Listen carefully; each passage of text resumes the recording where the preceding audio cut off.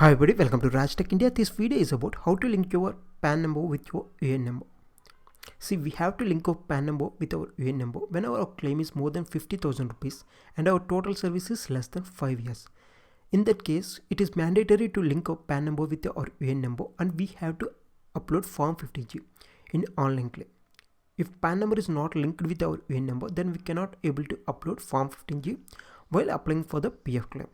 So let's see how to link our PAN number with our UAN number. To do that, just type UAN member portal in Google and in search results, click on member home.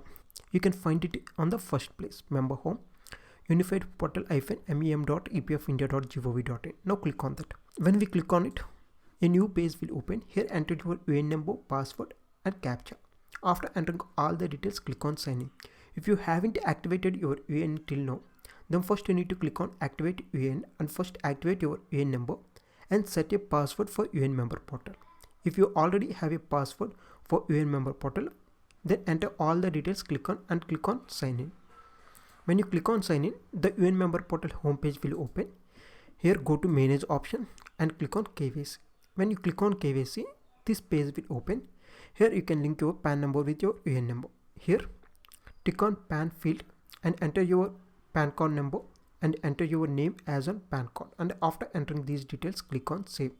When you click on save, then you will get this message: multiple KYC for PAN are available in pending transaction and establishment, and you will find your company name.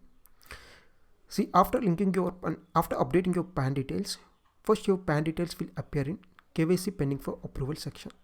Then it means that your KYC is pending for approval. Now your employer will get a message in their employer EPF portal. There they have to approve them, and it will take maximum 2 or 5 minutes to approve your PAN number in employer EPF portal. So after updating your PAN details in UAN member portal, tell your employer to approve them. When your employer approves them, then you can find your PAN details under digitally approved KYC section. When you find those details in digitally approved KYC section, then it means that your PAN is successfully linked with your UAN number. In that case, you can withdraw your EPF amount without any further problems.